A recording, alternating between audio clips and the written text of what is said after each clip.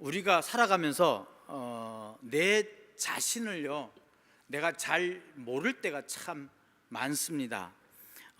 내가 나를 잘 모르고 잘 이해하지 못할 때가 있어요. 때로는 어떨 때는 보면요, 나보다는 다른 사람이 훨씬 더 나를 잘 아는 경우도 있습니다. 자, 그렇다면 어떤 것이 진짜 내 모습이겠습니까? 나의 본 모습은 무엇이고 나의 모습은, 나의 참된 모습은 무엇일까, 이렇게 생각해 봅니다. 어떤 사람은 자기 자신 생각하기에 별로 좋은 사람이 아닌데 다른 사람에게는 아주 좋은 사람으로 인식되어진 사람도 있습니다. 또 반면에 저처럼 내 자신은 아주 좋은 사람으로 생각하고 있는데 다른 사람은 그렇게 별로 생각하는 것 같지 않는 사람들도 있습니다. 바로 내가 아는 나가 있고요, 다른 사람이 아는 나가 있는 것이 바로 우리의 존재입니다. 그래서 뭐가 옳은지, 뭐가 나의 참된 모습인지 모를 때가 종종 있습니다. 하지만 나를 완벽하게 아시는 분이 계십니다. 바로 하나님이십니다. 하나님께서는 나를 아십니다. 그런데요, 하나님은 나의 장점뿐만 아니라, 좋은 점만이 아니라 단점도 아시고 나쁜 점도 아시고 수하고 못된 모습들도 다 아십니다. 내 허물도 아시고요, 내 죄도 아십니다. 그럼에도 불구하고 주님은 나를 그렇게 잘 아시면서도요, 나를 사랑하시고 나를 이해해 주시고 나와 함께 하시는 것, 나의 모든 것을 사랑해 주시는 분이 바로 하나님이십니다. 그래서 시편 기자는 103편 14절에 이렇게 말씀합니다. 이는 그가 우리의 체질을 아시며 우리가 단지 먼지뿐임을 기억하심이로다. 무슨 뜻입니까? 우리가 먼지 같은 존재고요, 진토 같은 존재고요, 흙과 같은 존재임에도 불구하고 하나님은 우리를 사랑하시는 거예요. 얼마나 사랑하시냐? 자기의 독생자 예수 그리스도를 십자가에 달려 죽으시기까지, 사형당하시기까지 우리를 사랑하시는 거예요. 우리를 구원해 주시려고, 우리를 구출해 주시려고, 우리를 살리시려고 자기 아들을 죽이시면서까지 사랑하시는 분이십니다. 내가 진토도 불과한데, 먼지임에도 불과한데 말입니다. 이 사실을 다윗은 너무너무 감사한 거예요. 너무너무 귀한 거예요. 그래서요, 오늘 시편 139편을 기록하면서 하나님의 그 놀라운 사랑, 하나님의 그 놀라운 은총을 노래하고 있습니다. 6절 보십시오. 이 지식이 너무너무 기이하니 높아서 내가 능히 미치지 못하리이다. 세번역 성경에는 이렇게 기록되어 있어요. 이것을 안다는 것이 내게는 너무도 엄청난 일입니다 라고. 뭐가 엄청난 일이에요? 내가 진토임에도 불구하고요, 내가 죄인임에도 불구하고요, 내가 부족함에도 불구하고요, 뭐 하나 마음에 드는 것도 없는 것에도 불구하고요, 하나님은 나를 사랑하시고 나를 세세하게 다 아시면서 나를 돌봐주신다는 사실을 기억해보면, 돌아다 보면 엄청난 일이라고 하는 거예요. 이것을 아는 것이 내게는 놀랄 뿐입니다. 입이 벌어질 뿐입니다. 이렇게 고백하고 있는 것입니다. 정말 그렇지 않습니까? 이 세상의 모든 것을 아실 뿐만 아니라 나에 대한 모든 것을 아시는 분이 계신다는 것이 얼마나 놀라운 일인지 모릅니다. 우리는 종종 사람들을 평가할 때 내가 아는 것만 갖고 평가하잖아요. 내가 보는 것만 평가하잖아요. 여러분, 옆에 같이 사는 부부도 정말 잘 아세요? 저도 아직 잘 모르는 것 같아요. 이렇게 거의 30년 가까이 살았는데도요, 아직 성격 제대로 파악 못했어요. 뭘 좋아하는지 뭘 나빠하는지요, 아직도 까리까리해요. 분명히 내가 이거 안다라고 자신 있게 얘기했는데요, 그것도 모르냐고 핀잔 받을 때가 한두 번이 아니에요. 왜 자기 마음을 몰라주네요? 나는 안다고 생각했는데. 그게 사람이에요. 그런데 하나님께서는 우리를 그 세세한 것까지 다 아시고 우리를 사랑하신다는 것입니다. 왜요? 하나님께서는 언제나 우리를 살피고 계시기 때문입니다. 1절 보십시오. 여호와께서 주께서 나를 살펴보셨으므로 나를 아십니다. 하나님은요, 나를 세세하게 살펴보시는 분이에요. 다 생각하고요, 하나하나 생각하면서 살펴보시는 분이에요. 그리고 두 번째로, 하나님은 나를 만드셨기 때문입니다. 여러분, 여러분이 만든 거 얼마나 소중하게 여기세요? 한 번은 어떤 화가의 전시회에 간 적이 있어요. 근데 그 추상화 화가예요. 여러 개 그려놨는데요, 제가 볼 때는요, 그림이 다 똑같아요. 뭐가 뭔지 아무것도 모르겠어요. 거의 한 30점이 기록되어 있는데요, 뭐가 뭔지 모르겠어요. 근데 그 화가가요, 하나씩 설명을 해줘요. 근데 자기가 그리고 자기가 만들었기 때문에요, 얼마나 자세하게 감동적으로 설명해 준지 몰라요. 그렇게 보고 나니까요, 아, 그렇구나 생각이 들더라고요. 자기가 만든 거는요, 자기가 다 알아요. 하나님은 우리를 그렇게 만드신 분이에요. 여러분, 새롭게 나온 NLT 성경이라고 하는 데는요, 이렇게 기록하고 있습니다. You made all the delicate inner parts of my body. 나의 몸에 아주 세세한 부분까지 inner part, 내부에 있는 것까지, 장기 하나까지도, 그 조그만 하나까지도 하나님께서 다 만드셨다라고 하는 거예요. 자기가 만들었기에, 자기가 공을 들여 만들었기에 하나님께서는요, 그걸 아시는 거예요. 하나님께서 다 생각하시는 거예요. 사랑하시는 거예요. 하나님은 그렇게 우리를 살피시는 분이에요. 우리를 만드신 분이에요. 그래서 우리를 아시고 우리를 사랑하시는 거예요. 자, 그러면 어디까지 우리를 아시고 우리를 사랑해 주십니까? 첫 번째로요, 하나님은요, 우리의 생각까지 다 아세요. 아까도 말씀드렸지만 우리가 서로 얘기할 때 그 마음에 있는 거 다 아십니까? 모르잖아요. 생각 모르잖아요. 그런데 하나님은요, 우리 마음의 생각까지도 다 아신다라고 말씀하십니다. 본문 2절 보십시오.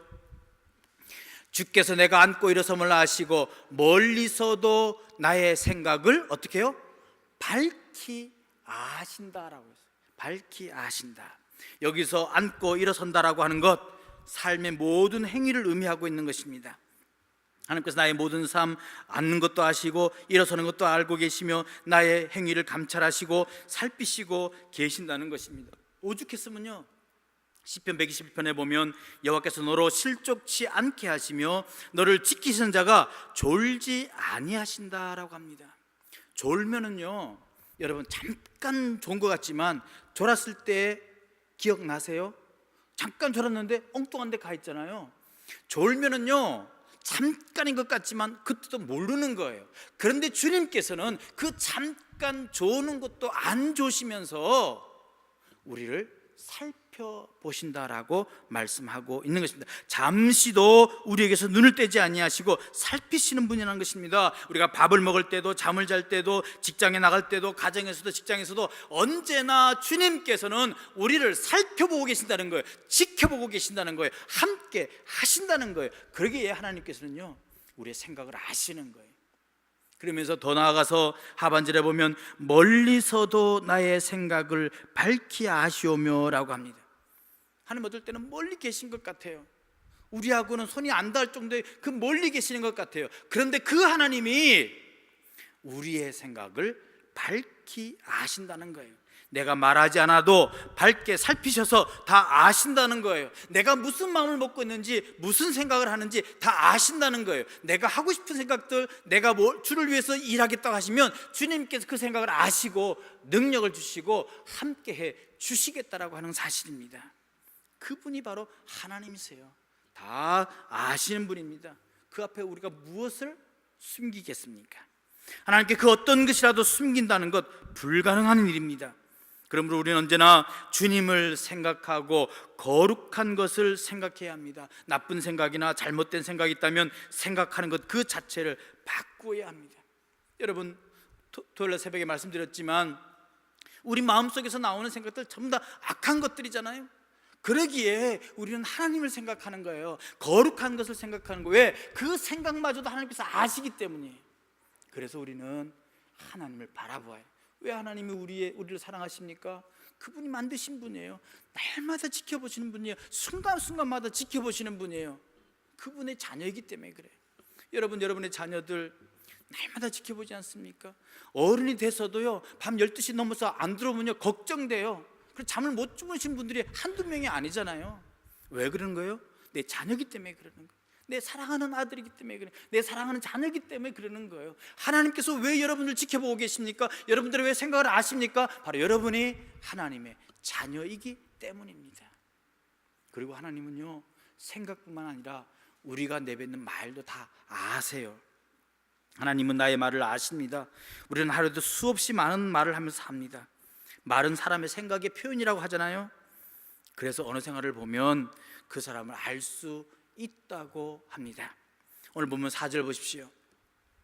여호와여, 내 혀의 말을 알지 못하시는 것이 하나도 없으시니이다. 여호와여, 내 혀의 말을 알지 못하는 것이 하나도 없습니다 라고 말하고 있습니다. 우리가 쓸데없는 말을 하건 선한 말을 하건 하나님께서 다 아신다는 것입니다. 혹시 사람을 속일 수 있을지 모르지만 하나님을 속일 수는 없습니다. 하나님은 우리의 말의 의미를 아시고 어떤 생각에서 나온 말인지 다 아십니다. 아니, 내 혀로 미처 말하지 못한 내 입속에 있는 말까지도 다 아신다라고 그렇게 말씀하고 계시는 거예요. 이처럼 하나님 우리의 모든 것을 다 알고 계시는 이유, 다름이 아니라 나를 둘러싸고 계시기 때문입니다. 5절 말씀 보십시오. 주께서 나의 앞뒤를 둘러싸시고 내게 안수하셨나이다. 옛날 성경에는요, 나를 두르시고라고 했어요. 두르시고, 두루마리로 입힌 것처럼요 꽁꽁꽁 둘러쌌다라고 하는 거예요. 나를 포위했다는 거 하는 거예요. 그 하나님의 품 안에 꽉 두었다라고 하는 거예요. 그러면서 안수하셨다라고 하는 거예요. 어디 못 가도록 눌렀다라고 하는 거예요. 하나님께서 그렇게 나를 둘러싸고 계시기 때문에, 나를 포위하고 계시기 때문에, 나와 함께 하시기 때문에 나를 아시는 거예요. 나의 말까지도 다 아시는 거예요. 그래서 시편 120편 5절에도 여호와께서는 우편에서 내 그늘이 되신다라고 말씀하십니다. 여러분, 그늘이라고 하는 의미가 어떤 의미가 있습니까? 그늘이라고 하는 것은요, 그림자란 뜻이에요. 그림자는요, 우리가 어디를 가든지 따라가게 돼 있어요. 그렇잖아요. 내가 이리 가도 그림자가 따로 따라옵니까? 아니잖아요. 같이 가잖아요. 하나님께서 내 우편에 그늘이 되신다라고 하는 것은 그림자처럼 우리와 항상 함께 하신다는 것입니다. 어디를 가든지 항상 붙어 있습니다. 잠시도 떨어져 있지 않습니다. 어딘지 함께 합니다. 이처럼 하나님이 우리와 함께 하심으로 우리를 잘 아시는 거예요. 그런데 우리는 얼마나 말을 함부로 하는지 모릅니다. 그래서 많은 죄를 짓습니다. 우리 입술이 문제입니다. 그래서 야고보 사도는요, 야고보서 3장 8절에 말하기를 혀는 능히 길들일 사람이 없나니 쉬지 않은 악이요 죽이는 독이 가득한 것이다 라고 말합니다. 우리의 혀는 아무리 교육을 받고 수양을 하고 조심을 해도 잘 조절이 되지 않습니다. 우리는 얼마나 많이 이 짧은 혀로 남의 마음을 상하게 했으며 얼마나 가슴을 아프게 했습니까? 이 혀로 인하여 상처를 주는 사람, 이 혀로 인하여 자신과 자식의 길을 막고 있는 사람, 이 혀로 인하여 가정이 파탄되고 이웃관계가 엉망이 된 사람들이 얼마나 많이 있습니까? 그래서 야고보서 1장 26절은 혀를 자갈먹이라고 했습니다. 자갈을 물고 있으라는 것입니다. 근데 더욱더 염려스러운 것은요, 우리가 입으로 실수한 것을 사람들은 몰라도 하나님은 아신다라고 하는 사실입니다. 하나님 다 아세요. 그럼에도 불구하고요, 우리를 사랑하고 우리를 인도하고 우리를 지켜 주시는 거예요. 더 나아가서 우리의 행동까지도 다 아시는 분이시잖아요. 앉고 일어선다는 것을 다 아신다라고 말씀하지 않습니까? 그렇기 때문에 시편 기자는 이렇게 고백합니다. 내가 주의 영을 떠나 어디로 가겠습니까? 내가 주의 영을 떠나 어디로 가겠습니까? 7절 보십시오. 내가 주의 영을 떠나 어디로 가며 주의 앞에서 어디로 피하리이까? 하나님을 피할 수는 없어요. 8절 보십시오. 내가 하늘에 올라갈지라도 거기 계시며 수월에 내 자리를 펼지라도 거기 계십니다. 하늘은요 저 멀리 있는 것이잖아요. 수월은요 지옥을 얘기하고 있잖아요. 하나님의 낯을 피할 수가 없다는 것입니다. 지옥에 들어간다 하여도 하나님의 낯을 피할 수 없다는 것입니다. 9절 말씀은요, 내가 새벽 날개를 치며 바다 끝에 가서 거주할지라도 라고 합니다. 새벽 날개를 치며라고 하는 말은 문자적으로 내가 아침에 날개를 가질지라도 라고 하는 뜻입니다. 아침 날개라고 하는 말, 해가 동편에서 솟아오를 때 날개처럼 삐쭉삐쭉 나오는 그 햇살을 아침 날개라고 그렇게 표현하고 있습니다. 그 당시 사람들은요, 세상에서 가장 빠른 것에 관해서 말할 때 해가 뜰 때 순식간에 하늘을 향해 뻗치는 그 빗줄기, 그것을 가장 빠르다라고 얘기했습니다. 아침에 찬란한 태양이 솟아오를 때를 한번 생각해 보십시오. 그 빗줄기가 얼마나 빠른지요. 한순간에 온 천지가 밝아지는 것을 보게 됩니다. 그러므로 이 다윗은 세상에서 가장 빠른 빗줄기를 타고 가장 멀리 있는 바다 끝에가 거할지라도 거기서도 누가요? 하나님이 계신다라고 하는 것입니다.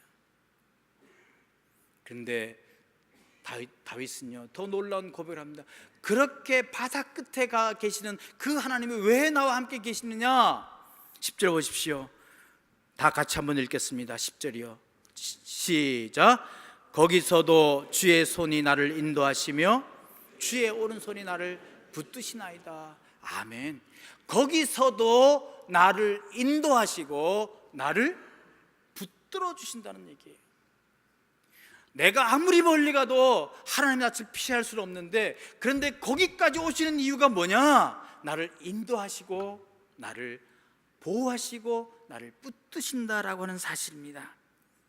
하늘에 올라가도 하나님은 거기에 계시고, 음부에 내려가도 거기에 계시고, 바다 끝에 가도 거기서도 주님은 계시는데, 본문은 주님은 그 주님이 무엇을 하고 계시냐는 것이에요. 주의 손이 나를 인도하고 주의 오른손이 나를 붙들어 주신다라고 하는 사실입니다. 하나님의 강하신 능력으로 우리를 인도하시고 붙들어 주신다는 사실을 다윗은 깨닫고요, 찬양하지 않을 수 없었던 것입니다. 나의 모든 생각을 다 하시고 나의 모든 것을 다 감찰하시는 그 하나님께서 끝까지 나와 함께 하시고 어디를 가든지 나와 함께 하시는 이유는 나를 인도하시고 나에게 능력을 주셔서 나로 하여금 강한 사람이 되도록, 승리하는 사람이 되도록, 하나님의 백성이 되도록 함께해 주신다라고 고백하고 있는 것입니다. 하나님은 나를 돕기 위해서 나의 형편과 사정을 헤아리시고 그 문제를 해결해 주시기 위하여 나를 감찰하시고 살피신다는 얘기입니다. 다윗은 이러한 하나님을 깨닫고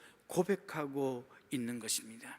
그리고 자신이 힘들 때마다 돕고 계신다는 사실을 또한 느꼈습니다. 하나님께서는 감시자로 나를 살펴보시는 것이 아니라 돕는 자로서 자신을 지켜보고 계신다는 그 사실에 다윗은 노래하지 않을 수 없었던 것입니다. 감격하지 않을 수 없었던 것입니다. 그래서요, 다윗은 첫 부분에 이렇게 고백하는 거예요. 하나님께서는 저에 대해서 어찌 그리 잘 알고 계십니까? 나도 나를 잘 모르는 부분들까지 하나님은 다 헤아리고 계시니 나로서는 그저 놀랄 뿐입니다. 그저 나는 놀랄 뿐입니다. 내 입이 버려져서 어쩔 줄 모르겠습니다. 그렇게까지 놀랄 뿐이신지 몰랐습니다라고 찬양하고 있는 것입니다. 사랑하는 성도 여러분, 하나님은 나의 모든 형편과 처지를 너무나 잘 알고 계십니다.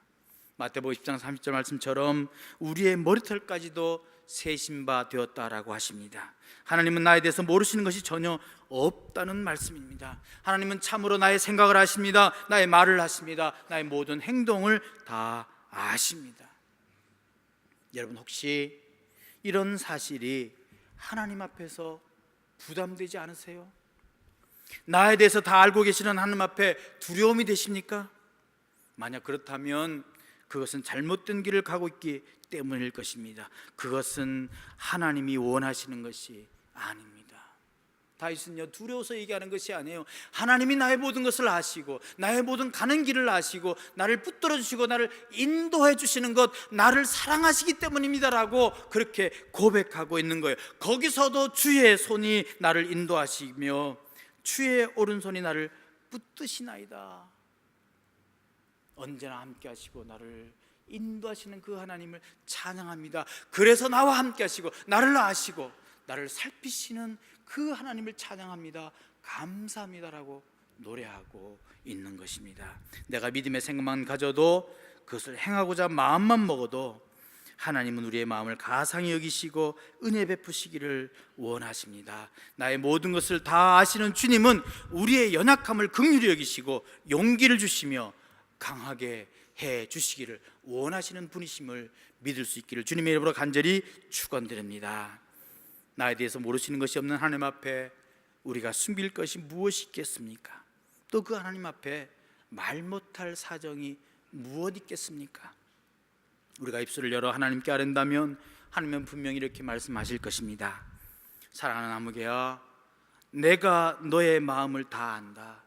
내가 처한 형편을 알고 내 사정을 다 안단다. 내 마음의 아픔을 알고 네 가슴에 맺힌 눈물을 다 안다. 나는 네 혼자 그 문제를 해결하기를 원치 않는단다. 어수선히 나에게 나와 입술을 열고 내 마음을 쏟아놓기를 기다리고 있다라고 말씀하고 계실 것입니다. 그리고 우리의 모든 형편과 처지를 아시는 하나님께서 모든 것이 합력하여 선을 이루도록 우리를 도우실 것입니다. 나보다 나를 더 잘 알고 계시는 하나님, 그 하나님이 여러분에게 위로가 되고 힘이 되시기를 주님의 이름으로 간절히 축원드립니다. 그 주님을 바라보고 의지하는 귀한 저한 여러분이 되시기를 주의 이름으로 다시 한번 간절히 축원드립니다. 우리 찬양팀들 올라오시기 바랍니다. 말씀을 기억하면서 우리 함께 찬양하기를 원합니다. 나보다 나를 더 잘 알고 계시는, 나의 힘이 다 일어날 힘 모두 사라질 때도 하나님이 나를 아십니다. 바다 끝에 가서 거할지라도 하나님께서 나를 붙드시고 나의 오른손으로 붙들어 주시고 나를 인도하시는 주님이십니다. 그 주님을 찬양하기를 원합니다. 함께 찬양하겠습니다.